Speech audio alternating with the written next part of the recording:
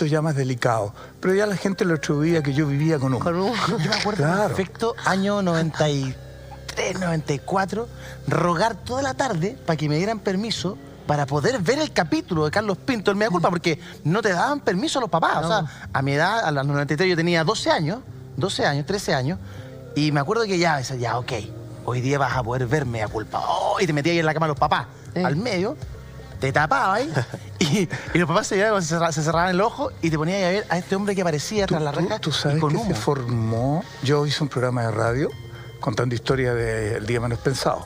Una experiencia que hice durante unos meses. Muy bonita, ya estoy yo. Y de repente en la radio me espera un joven universitario que yo inmediatamente me pongo para la foto, creyendo que era una foto, porque estaba apurado, y me dice, no, yo Carlos, quiero responderte a lo feliz que tú me hiciste en mi adolescencia.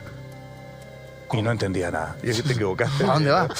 El profesor Rosa está en nuestro radio. Estoy a puertas de estudiar ingeniería, conozco mucho de redes sociales, quiero rendirte un homenaje, porque yo no me dejaban verme a culpa de tu programa. Y para mí ese día era sagrado, entonces me acostaba temprano y tenía un televisor chiquitito y en la sábana lo veía en la noche. Y era, me decía, me hiciste tan grata la vida, me enseñaste tantas cosas. Y ahí entendí que había tenido tanta repercusión en él. Sí, y producto de eso te quiero compensar. He hecho un sitio que se llama, que te pueden meter, que se llama Que Vuelva Mea Culpa a la televisión. Y que tengo como 100, qué sé yo, visitas. Ahora tiene más de 8.000, cerca de 10.000. Y ha reunido todos los casos que ha podido, yo diría casi el 80, 90%. Y los va subiendo. Donde está tu caso seguramente. Está el caso de trabajamos. Claro, tú te metes ahí y lo pinchas y él lo tiene. No te es un servicio que él da. ¿Pero ¿no? cuántos años duró Mea Culpa? Oh, mira, yo tuve un bache de 2 años, ponte tú, pero de haber durado 15 años, 16 años. ¿Qué día iba? ¿Los martes o no? Los martes, los Fue el lunes, fue el martes, fue el miércoles, fue hasta un día viernes, que era casi pecaminoso en la televisión, que el día viernes era muy familiar. Un programa que cruento, digamos, para ser honesto. Pero esto que tú me cuentas, yo lo veo con mucha gratitud. Yo creo que es la respuesta natural de alguien que se aferra a una idea, ver televisión con placer, con espera, con decir tal día no me muevan.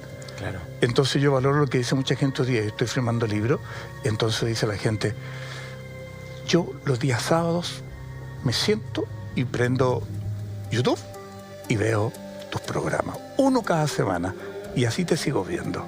¿Podrá ser? Puede ser. Y no es una vez, varias veces me lo han dicho. ¿Sabes qué, Carlos? Bueno, además de que yo siento que marca un hito en la historia de la televisión, porque era una arista distinta de mostrar al delincuente, de mostrar la historia. Tenía como una visión, era como una segunda dada de vuelta.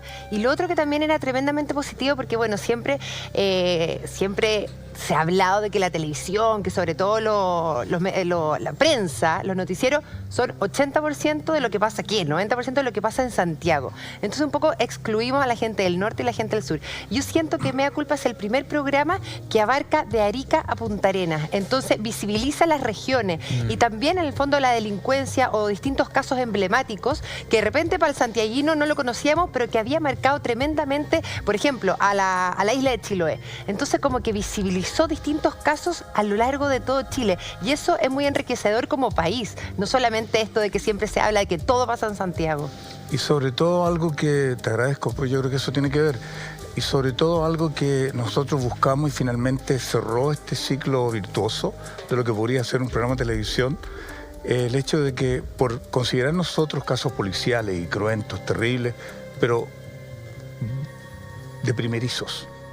Sí. ¿Qué significa eso? Que cualquiera de nosotros podía estar en ese lugar. Puede ser un criminal, sin lugar a duda. Y entender entonces, a través de esa experiencia ajena, lo que podríamos dejar de hacer. Y termino aquí.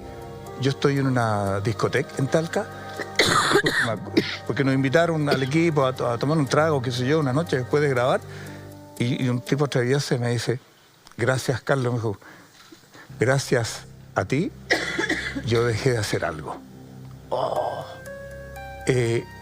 Y siguió de largo, se fue al mesón, y yo lo seguí, Y le pregunté qué dejaste de hacer.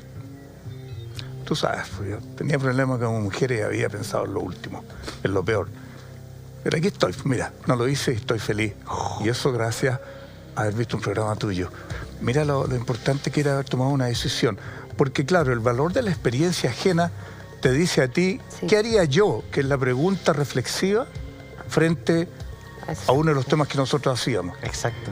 Fíjate que los programas que sucedían a mea culpa siempre tenían buen rating. Sí, po. No porque los viera la gente, se quedaba encendido la tele y la gente empezaba a reflexionar familiarmente sobre lo que habían visto. Exacto. Oye, y el tipo de la vuelta, y él no sé qué, ¿y qué haríamos nosotros? Yo lo sé con la cárcel, yo no, en fin.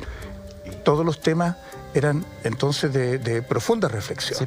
No solamente en torno a qué haría la sociedad, si cómo lo castigaría, si estuvo bien el castigo que se le dio, si estuvo bien la cantidad de años, sino que hubiese hecho yo en el lugar del mismo delincuente, el mismo condenado. Y que es un camino recorrido que yo digo, lo correré yo, seré responsable, ¿cuál es el castigo?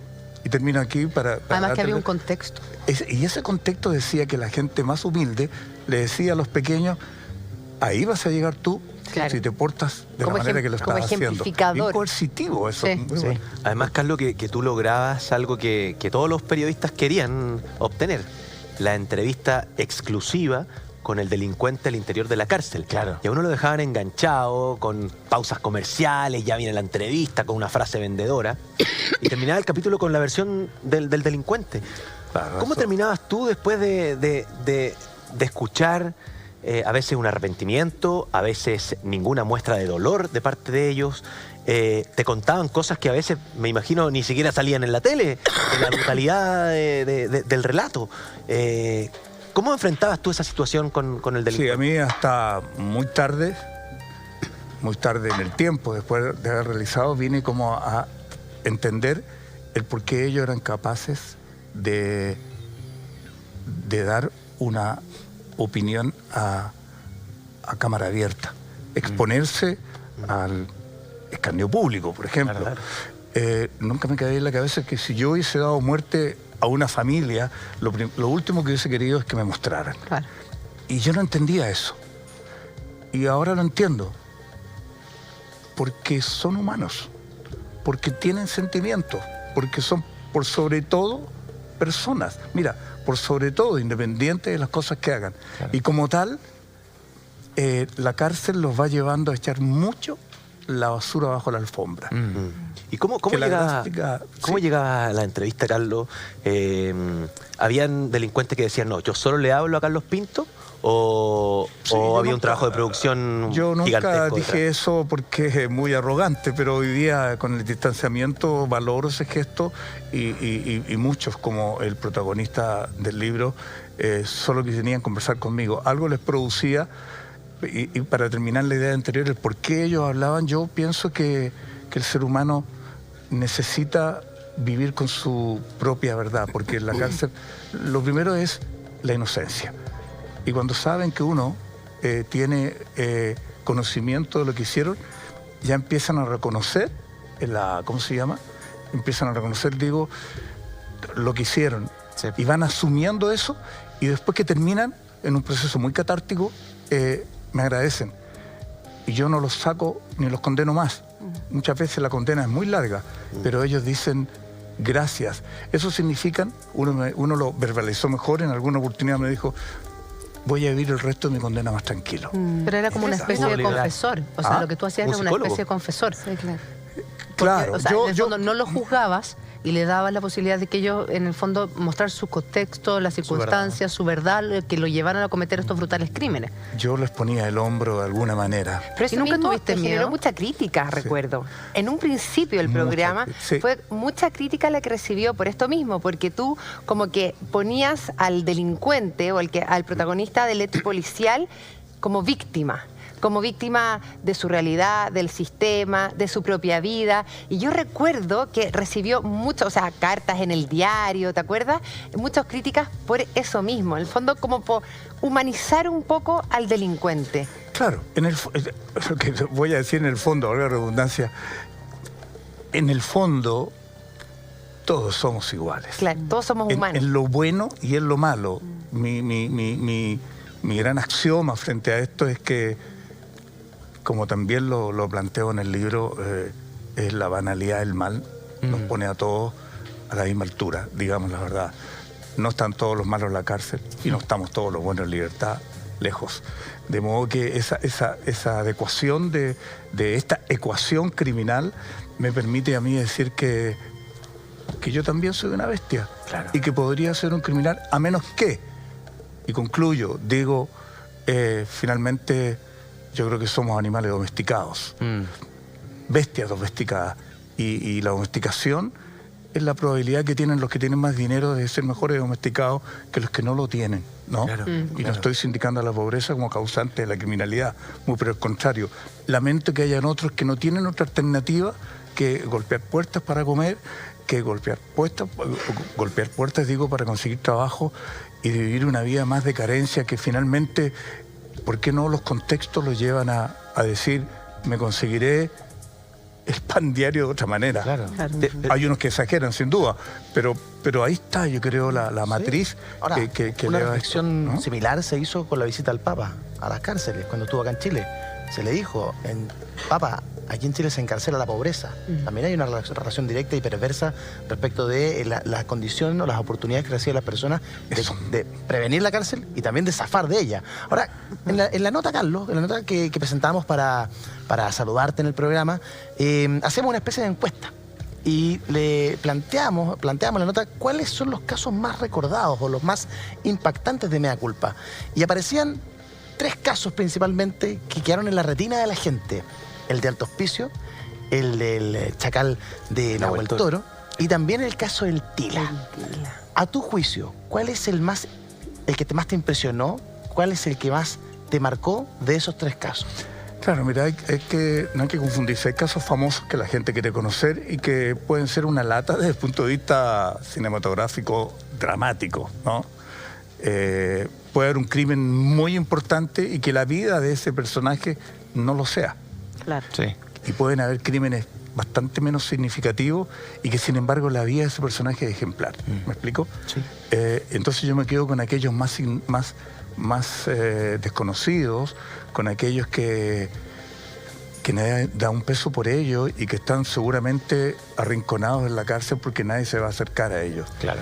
Yo tuve la posibilidad de ir a Concepción y las gendarmes, muy atraídas por toda esta cosa, me invitan a tomar once a su cucho, donde son atendidas por mujeres reos, digamos, claro. ¿no? Y uno siempre anda preguntando, porque está trabajando, oye, qué bonito el vestido, qué haces tú aquí, quién eres, ¿verdad? Bueno, y en una de esas conversaciones, la señora que atendía, me dicen luego que pregunto la gendarme, ella tiene 12 años de cárcel. Ay, ¿y qué hizo? Mató a su marido. Tiene 5 hijos, los hijos de ella están en el Sename en distintas partes. Y ya luego cuando ella termina, yo me quedo conversando con ella y me hago parte de una historia que me conmovió en ese instante y yo dije, este caso tenemos que hacerlo. Averiguamos su información y ella efectivamente había dado muerte a su marido, ¿no? Pero cuando yo conozco la historia, logramos darnos cuenta de que ella lo hace en defensa propia y nadie la defendió desde esa perspectiva. Y teniendo esos elementos, yo hago el caso en base a lo que ella hace. Porque su marido, alcohólico, golpeador, llega tarde a la hora que quiere, estamos hablando en zonas medias rurales, y ese día la amenaza a ella que la va a matar. Entonces cuando llega curado, golpea la puerta que está cerrada, no puede entrar, y entonces rompe los vidrios de la ventana y accede a pasar, y ella toma un cuchillo cocinero sin saber qué hacer, y el tipo entra y se lo entierra. Y, decirlo de alguna manera, se autoinfiere la herida en la oscuridad porque ella no veía, y me dice, sí, ella dice, sí, yo lo maté, pero no sabe que fue una circunstancia, claro, ¿no? Claro. Y nosotros demostramos eso. Y fue muy emocionante porque el presidente Eduardo Frei se impone de este caso. Ajá. Y llama a Silva Sima y a un par más de connotados políticos y establece un tribunal simbólico para condenarla de nuevo y la exonera de culpa. La indulta. Y por lo tanto la indulta a la semana siguiente. Wow. Y ella queda en libertad. ¿Y has sabido de esa recupera a mujer sus ahora? hijos. Claro. Se llama Juanita Candia. Nunca me voy a olvidar. Vive en El Chillán, caso al Juanita interior. Can, sí. Y ella siempre quiso verme. Yo por ética nunca quiero confundir una las relación cosas. con ella. Claro, y yo emocionado dije, algún día me gustaría pasar y tomar un café. Y me dijo, me mandó a decir que había recuperado a sus hijos. ¡Oh, qué maravilla! Y su familia, que era lo más importante. Entonces uno leía eso, emocionante, recuperó a sus hijos, qué bueno, porque ellos iban a ser virtuales delincuentes en casa de... Claro, Sabemos Carlos, lo que pasa en el más que visibilizar lo que pasa en todo Chile, increíble. es como aportar con tu granito de arena, en el fondo, en lo que pasa contigo internamente. Qué lindo lo que tenés que haber vivido, tú y el Increíble. equipo. Eso, claro, eso te hace cerrar los círculos y dices, esto vale la pena. Mira, Yo te esto quería vale la preguntar, pena. Carlitos, en la génesis de este programa, cuando tú, no sé si tú con el resto del equipo, tú solo en la casa, empezaste a inventar como un programa de televisión de mostrar estas historias, ¿cierto? ¿Tú te imaginaste el trasfondo social que iba a tener, la repercusión de esta misma historia que tú estás contando? Porque al inventarlo, uno, yo me imagino, crea un programa de televisión y ojalá le vaya bien y marquemos puntos y tengamos auspiciadores. Pero cuando se empieza a transformar en otra cosa, una ayuda social, lo mismo que tú estás contando, Claro. o sea, ¿soñaste, pensaste alguna vez que iba a tener todas esas repercusiones? No, yo creo que incluso nunca pensé, yo voy a ser muy honesto, el programa en cierto modo, me lo imponen, ¿ya? Ah, mira. El programa que he denominado Mea Culpa. Es una productora exógena, ¿verdad? Es la que de alguna manera propone este plan y me eligen a mí para llevarlo. El piloto de eso no se hizo bien y finalmente yo hice lo que sé hacer y conservó el nombre. O sea, aquí hay una mediación de manera. Yo lo hice a mi manera, que es lo que ustedes conocen, y eso es como mi propiedad. Es como, a ver, te ofrecen una canción y tú la cantas a tu ritmo y tiene éxito por esa medida, Claro. no por el nombre de la canción. Claro. Aclarado eso, lo único que yo pensaba, como pensamos todos los que estamos en televisión, es me dieron la posibilidad de tener un programa propio, ¿no? Y el devenir de eso es algo que uno no sospecha, no intuye siquiera. Claro, esta búsqueda de figuración que uno naturalmente tiene, figuración, no sé si en el bueno o mal sentido, pero al final uno quiere imponer una forma, un estilo. Sí. Y eso me hizo cometer el primer error, entrevistar a un niño de 10 años en pantalla, hacerlo emocionar porque había muerto su padre, y estoy toda la semana en la prensa por el primer programa. Por el primero. Por el primero. En el primer Por el capítulo primero. Yo entrevistamos a un partiste niño de mal. 10 años. Yo estoy echado. Claro. Pero el rating me salvó. Mira, Mea Culpa no habría existido si no se impone en el rating. Claro. Porque yo estaba muerto. Si hubiese marcado 4 puntos ese No, estoy capítulo, muerto. O sea, me sacan... Te equivocaste, viejo. Te Es que despiden. igual es verdad que había un error, o sea, exponer a un niño de 10 Lo había, años. pero si Sí. uno va aprendiendo ahí, Ahí, piensa en la que lo mar. hace bien, la gente se emocionó y vio a este chico que echaba de menos a su madre que estaba en la cárcel.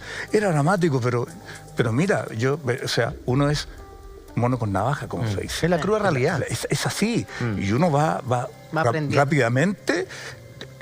Me enrolé y empecé a entender qué teníamos entre manos. Sí. Y te digo, el programa perfectamente supo. Y quizás algunos recuerden que producto de todo el delicado material que trabajábamos nosotros, el canal eligió a Cecilia Serrano para, en un panel como este, retomar el caso. Es como para los futbolistas tomar la pelota, bajarla de pecho y ponerla en juego. Es decir, esto es tan crudo, nunca lo hemos hecho, que analicémoslo con panelistas, con la ministra, con Alvear. Claro, con la todo el conductora del mundo. noticiero central. Claro, quitarle dureza a la historia. Y eso vamos a inventar un rating de 40 puntos el programa, y en ese espacio de panel bajaba a 25. a 10. Entonces el promedio se dañaba. Se diluía. Y el canal dijo, mejor preparemos a Carlos que tenga más cuidado y que lo haga solo. Y entonces la segunda jornada fue solo, y ahí ya pasó lo que pasó con el programa, ¿no? ¿Cómo ibas eligiendo los casos? Porque me imagino que a la productora te tienen que haber llegado cartas de todo Chile, de presos que querían contar su historia. Sí, hay que tener un equipo avesado de periodistas que hurguen la cárcel, que la sacudan un poco, que las percudan, y ahí empezar a ver casos que le puedan ser de atención. Y además teniendo un prisma que los casos tienen que tener historia. Yo siempre pongo como ejemplo el haber sabido de una persona que jugando al billar, al pool, con sus amigos, un tipo realmente como nosotros, que es molestado por uno de ellos y llegó a tal rabia, esta molestia durante el juego, que él toma el taco y se lo lanza como muchos han tirado una bola, ¿no? Claro. Le tira el taco, sí, y yo ahí detengo la imagen y el taco lo muestro en ¿cómo se llama?, en cámara lenta. Y viene el taco así, es la figura que te estoy dando para Claro. entenderlo, y viene el taco y el tipo lo esquiva. Y al lado hay otra mesa de un tipo que está así, y el taco se le entierra aquí, y muere una persona que estaba viendo ahí al lado, y ese tipo está en la cárcel. ¿Qué puedo decir? De una circunstancia se produce una muerte, Claro. y eso no tiene historia. No. Eso es simplemente un hecho que dura 5 minutos, digamos, como historia. Fueron a jugar y pasó esto. ¿Qué tiene que ver su vida anterior con ese lo hecho? ¿Te das cuenta? Siendo una historia tan fuerte, no tiene drama, porque puedo mostrar su familia y todo. Pero una Si circunstancia. eso nos pasa a claro. nosotros. Sí. Y entonces, es lo que me pasa a mí, te digo, lo he repetido y lo repito en el afán de que quienes nos están viendo ahora puedan entender. Yo viajo en auto y si el del lado hacía una cachaña, como se dice, y y me golpea el auto o me mueve el retrovisor, yo le abría el vidrio y vamos discutiendo y bájate. Bueno, después de poco bregar en mea culpa, me di cuenta que nunca más debía hacer eso. No. ¿Cómo voy a discutir con alguien que no conozco y que lo conozco hace exactamente 30 minutos para acción que no hacía? Sacar una llave que muchos tienen debajo del auto. Un bat de béisbol. Un bate. Bate de béisbol o la llave que cambia la rueda. ¿Qué te pasa con? Sí. Sí. Y esta malentendida hombría que tenemos nos hace meternos en una lucha feroz donde más de alguien termina herido. Porque tú basta que hagas así, Y le- murió, Exacto. y en la cárcel con ellos me encontraba. Me decía, es que yo no sé cómo lo hice, te lo juro. Y yo, por cierto que les creo, no tiene nada que ver. Claro. Pero ahí estás. Ahí estás. Carlos, tú recientemente recordabas el caso que más te había impactado, que era el caso de Juanita Candia, que si no me equivoco se llamaba En un pueblo del sur. Al interior de Chile, no me acuerdo cómo se llamaba el En un pueblo. pueblo del sur creo que se Sí, llamaba sí. así. Mira, ya estamos viendo precisamente las imágenes de Juanita Candia, que fue emitido en 1997 y que gracias a que tú tomaste este caso, que expusiste los antecedentes de esta mujer que había matado a su marido por defensa propia, terminó en libertad y no cumpliendo esta condena de 12 años y recuperando a sus 5 hijos que estaban en el Sename. Sobre todo este que era que estaba llenando las planas y titulares de la prensa, accedía a que nosotros fuéramos y lo grabáramos. Entonces yo no dormí esa noche pensando lo que tenía entre manos. Llegamos temprano a la cárcel con el equipo, sonidista, mi asistente, en fin, y ahí esperando que se narre en la primera parte del cuento. Y me dice el gendarme, el director de gendarmería, que él ha desechado la entrevista. Y yo le dije, pero si tengo permiso, le dije, yo aquí está el permiso de él. Sí, pero ya no quiere. Oh, yo me quería morir. Me dijo, pero sí quiere conversar con usted. Bueno, pues si eso ha venido. Le dije, no, pero sin cámara, me dice. Ya. Entonces me dice... No me sirve a mí sin cámara. Obvio. La primera, ¿qué hago yo si yo vivo con la cámara Claro. al lado? Vea usted, pues, porque no tiene nada que ver con mi idea. Me dice, vea usted, me dice.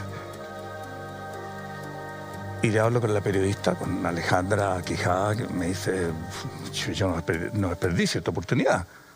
Y se van todos y me dejan y acordamos una entrevista a mitad de camino porque yo quería entrevistarlo en su celda y Gendarmería lo quería llevar a la dirección, a la oficina alfombrada que tienen ellos. Claro. Y ambas cosas eran imposibles. Y dije, un lugar intermedio. Y consigamos un lugar intermedio porque yo respeto la identidad y la atmósfera donde viven de la manera que si yo lo hago sentir visita sentado en el living de mi casa no tiene ningún valor. No, claro. ¿No? Y logramos un lugar intermedio, solitario, y conversamos largo rato. Y solo les puedo decir que le digo, ¿por qué yo? Lo esperé y ya empecé a imaginarme cosas con él. Era un tipo que era distante a lo que yo veía, estaba no frente al gran causante de todo, sino que un ser humano. Vuelve a ser el ser humano y me siento ahí. Yo tuve que firmar poco menos que un papel para que me permitieran estar solo con él. Un gendarme fuera de la puerta esperando que yo gritara y entraba si era necesario. Pero nada de eso fue necesario. Conversamos como si me hubiéramos conocido toda la vida y ahí fue un caudal de emociones, una verdadera montaña rusa en la cual yo estaba frente a alguien que me estaba dando vuelta a una historia que me dijo, yo solo quiero decir que la prensa miente y que esta historia que me llevó a esto no es tan así. Y tiene un cambio en 180 grados. Incluso la razón por la cual se hace ese acto era otro. Y me dice, tú puedes decir lo que quieras, pero yo nunca voy a decir lo que te acabo de contar. ¿Por qué? Porque no quiere cambiar el tenor. Él no anda buscando la inocencia ni la libertad, porque es un canero, un hombre que vive en la cárcel, Claro. que es su casa, que es, entre comillas, feliz en la cárcel. ¿Pero que no sabe vivir afuera? Por ejemplo, ese tipo de persona... Claro, no. Viven afuera para estar un rato y Para luego volver. regresan. Para volver. Lo que le da en esta banalidad del mal un incidente muy grave para nosotros, que somos ciudadanos, que nunca sabemos con quién nos encontramos, me parece, ¿verdad? Porque él no tiene ningún problema en hacerte trizas si quisiera. Ojo. Sí. Porque ¿cuál es la culpa que yo tengo si yo no te pago un cheque? Es que me lleves a la cárcel. Y para mí sería atroz. Eso es lo peor, claro. Y a él A él no. me llevas a mi casa. Es parte, Claro. exactamente. Es parte de eso. Quizás eso también les valió mucha crítica en un comienzo, como reflexionaba hace un rato Carlos, respecto de la humanización que se generaba en el mea culpa de quien cometía un delito y quien estaba condenado. Eso le molesta mucho a la sociedad, el entender que es un ser humano, que es una persona, que se puede equivocar. Ahora, eran dos programas en uno. Tenía este lado investigativo, periodístico, y también tenía esta área dramática que recreaba los hechos. ¿Te pasó que con el tiempo volvías a ver a uno de los protagonistas reales y te decían, oye, Carlos, la recreación que hicieron, pucha, la verdad es que así fue la cuestión, po. No como se dijo en tribunales, o al revés? Oiga, don Carlos, así no fueron las cosas, po. Fueron súper distintas. Puede pasar en un rango bastante menor porque nosotros teníamos como nuestra Biblia dramática el proceso. O sea, muchas veces por acción yo decía, pero en vez que le pegue un balazo, que le pegue 10, es más dramático. Pero es una libertad que uno no podía tomar. Claro. O sea, y la gracia está que en los años que tuvimos en pantalla, nunca tuvimos ningún tipo de amonestación de parte del Consejo, porque aplicamos exactamente la realidad. Era súper riguroso eso. la realidad judicial, digamos. Judicial, que Ahora, tú no es necesariamente la realidad, realidad de ellos. Es la verdad, la justicia no es la verdad que ellos Claro. dicen y aseguran vivir. Tú decías que estuviste con este preso que te marcó, que te negó la entrevista al último minuto, los dos solos a mitad de camino, entre la oficina de gendarmería y la celda de él. ¿Hubo un momento en que te dio susto, pasaste miedo o fuiste amenazado? Con él no, al contrario. Yo sé que muchos podrán decir que estoy inventando cosas, pero porque son incomprobables. Yo estuve solo con él, ¿ya? En 2 oportunidades, 4 horas y después 2 horas más. Y me impuse de su vida y de su relato. ¿Por qué yo no hice una crónica? Porque implica demostrar eso, su vida. ¿Por qué hago una novela? Primero, porque me siento más cómodo en la novela. Y segundo, entender que es su versión. Tengo que ser respetuoso con las supuestas víctimas, ¿no? O sea, yo para contrarrestar esa versión tendría que investigar mucho y no me entretiene de pronto eso, me entretiene más el ejemplo que hay detrás de todo esto, que es lo que busca un poco el libro, ¿no? Tomar estos personajes porque me han dado una lógica, porque a mí nunca se me olvidó esta historia por la lógica de su relato, que se puede aplicar con todo. Cuando tú dices, salí en auto y luego frené la moto y al final me bajé de la bicicleta, Es como, claro. que no te estoy creyendo, nada coincide. Y esto que fue transformado de 0 a 180 grados, todo el caminar tiene una lógica. Me basta solo demostrarla. ¿Pero y para qué? Si ya esto tiene una potencia que me obliga y me lleva a pensar en una novela, porque el ejemplo está ahí. Y yo creo que ese es lo estremecedor que tiene el contenido del libro, para meterme en eso, ¿no? Pero eso es lo que pasó en ese caso. Y entonces por eso que no quiero abusar de su identidad, precisamente por respetar respetarlo a él, seguramente, primero, y fundamentalmente a las posibles víctimas, ¿no? Claro. Porque yo no he hablado con ellos, ni los conozco. Claro. ¿Ah? En este caso no los quiero conocer, no tengo esa obligación. No, por supuesto. La novela me da esa posibilidad mágica que tiene uno de rellenar los espacios De ficcionar.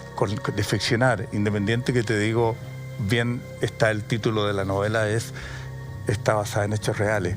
Hay un protagonista que va tejiéndose con otros reales protagonistas para formar este manto dramático que yo creo que está siendo importante. Sí, claro. Carlos, te preguntaba, Julia, hace un rato cuál era el caso que a ti más te había impactado. Pero yo creo que nosotros como sociedad, por lo menos a mí me pasó, no sé si a ustedes, que uno de los casos más impactantes fue el caso del psicópata de Alto Hospicio. Yo creo que era un tema que a todos nos tenía tremendamente impactados, ¿cierto? Este secuestrador de mujeres que las enterraba vivas y que finalmente una chica pudo escaparse. Para mí ese fue uno de los relatos que más me ha impactado de Mea Culpa. ¿Para ti fue realmente impactante también? Sí, lo fue. Fue por ese caso, sobre todo estamos hablando de Alto Hospicio, que es una comunidad que se va formando como un terreno de hongos, ¿no? Que la gente va parando carpas, va parando tablas, va formando casas, y hoy día es creo que tiene un alcalde hoy día, Sí, ¿no? pues, es comuna. es enorme. Es comuna. Sí, estuve compartiendo mucho rato con ese entorno y sabiendo esta historia, que era una historia muy misteriosa, como bien tú dices, son circunstancias en las que finalmente una de las víctimas se escapa y logra dar aviso y generar este hombre que está ahí, está en su entorno. Claro, ¿no? porque ahí la policía, la verdad es que fue muy, muy criticada con el caso de Alto Hospicio. Era como que Porque nadie estaba daba muy perdida, palos de o sea, riego. con palos Claro. de Lo que pasa es que ciego. al principio, cuando empezaron las primeras desapariciones, acuérdense que la policía y la misma gente fue muy prejuiciosa. Sí. Decían que estas chicas se iban solas de la casa. ¿Te acuerdas? Sí, Hablan mira, de otro caso. De otro en esto vale la pena mucho los casos que ustedes están tratando, el caso de acoso y poder que pueden tener ciertos directores frente a las mujeres.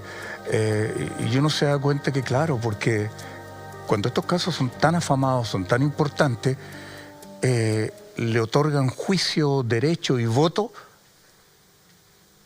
a cualquier persona. A mí. ¿Qué tengo que opinar yo sobre un hecho que, si bien lo conozco solo desde el punto de vista noticioso? O sea, si tú me preguntas qué opino de tal persona, qué opino de cualquiera de ustedes, ¿qué mala opinión van a tener ustedes de mí? Porque lo que nos conocemos nosotros no es nuestra intimidad. Estos casos afloran en la intimidad de las personas. De manera que si nosotros tomamos un director y lo enjuiciamos, estamos cometiendo un error. Lo estamos masacrando. Y a quien sea, por favor. Hay el derecho de la debida presunción de inocencia. Y con esto quiero decir yo que como lo reitero, que viene al caso después de haber escuchado a Vargas Llosa decir que no está de acuerdo con la dictadura de acá ni la de acá, todas me molestan. Sí. Me hago acopio de ese concepto para decirlo por coincidencia eterna, decir, sí, a mí las dictaduras me molestan de allá y de acá. Y también me molestan los juicios en contra de la mujer y los abusos. Lo digo claramente, no estoy defendiendo a nadie. Pero lo que pasa cuando se faranduliza una situación de este tipo es muy peligrosa, porque tomamos nosotros derechos. Entonces tú me entrevistas, ¿qué opinas de esta persona? ¿Está bien? Entonces voto para que, no estoy diciendo nada de eso. eso es un escarnio público en la plaza, digo yo, al igual que las películas de cowboy, ¿se acuerdan? En que el pueblo quería matar al personaje y como no llegan los jueces, porque están demorando, vamos, saquémoslo de la cárcel y matémoslo nosotros. O sea, la justicia social, que tanto se ha hablado este último tiempo.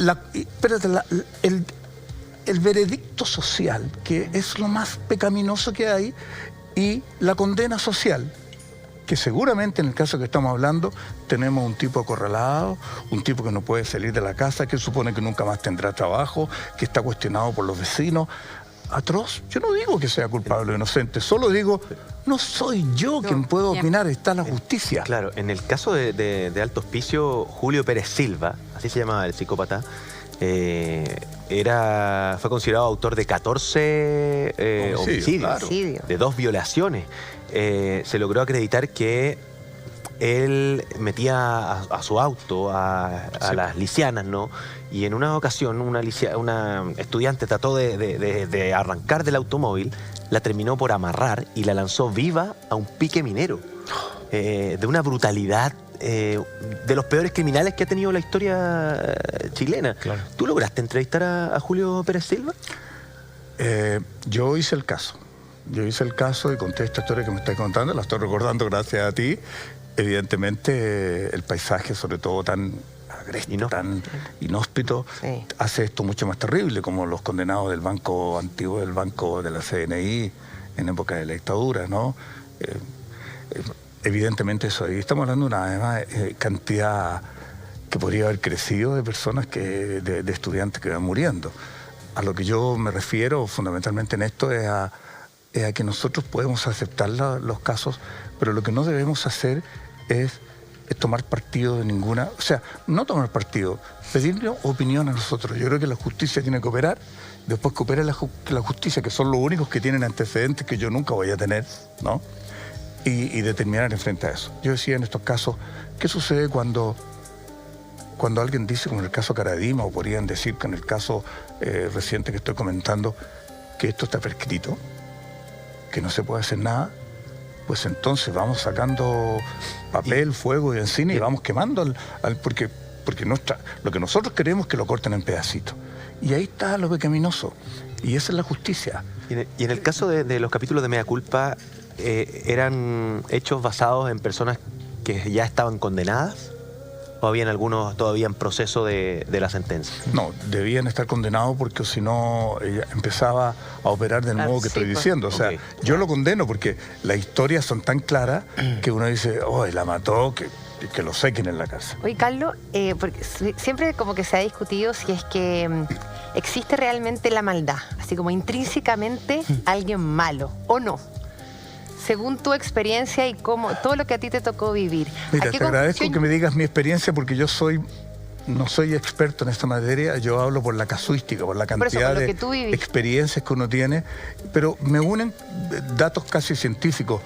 Cuando se hicieron los juicios de Nuremberg a los criminales de guerra nazi, hubo uno que encontraron, entiendo, en la Argentina, Adolf Eichmann, y que de alguna manera se llenó el estrado ahí tratando de ver qué lo había llevado a tanta maldad. Y el tipo nunca se sintió arrepentido. Al contrario, decía que está orgulloso de haber cumplido los designios de Hitler y que no sentía que eso hubiese sido un daño, sino que al contrario pensaba que él había hecho bien a la causa. Se registra su vida anterior y el tipo es marido, padre, hombre común y corriente, y en todo eso nos vamos viendo nosotros y se establece por una psiquiatra, Hannah Arendt, que establece la banalidad del mal, es decir, cualquiera de nosotros. Puede ser capaz. Bueno, no es malo uno por tener cara de malo.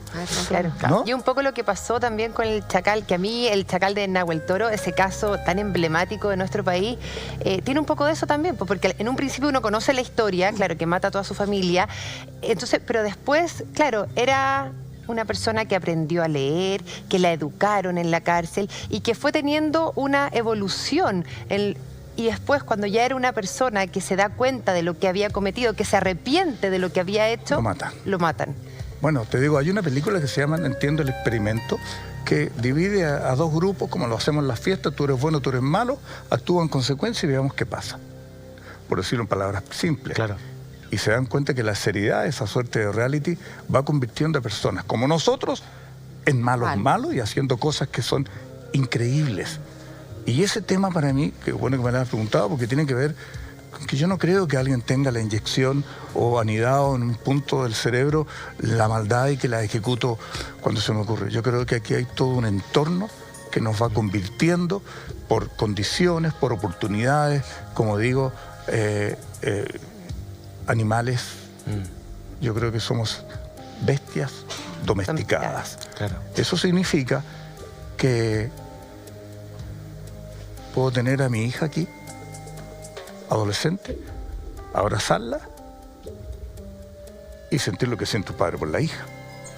Pero puedo tener a su compañera, ponerla en la pierna izquierda y estoy sintiendo que su cuerpo me provoca. Sí. ¿Qué impide que yo haga ese reconocimiento? Solo mi escala de valores. ¿Qué permite que un padre, cuántos nos acostamos con nuestros hijos, compartimos la cama, ¿no? Sí, claro, de cariño? Sí. ¿Y cuántos padres que no tienen esa educación y esos valores lo hacen con su hija y terminan violándosela? Esa línea. ¿Por qué se traspasa? ¿Por maldad de ese padre? Porque el entorno va determinando nuestras vidas. ¿Somos víctimas de nuestro contexto o beneficiarios de nuestro contexto? Eso es el pensamiento que me hace sentir que finalmente todos somos bestias y algunas más domesticadas que otras, siendo eso muy importante.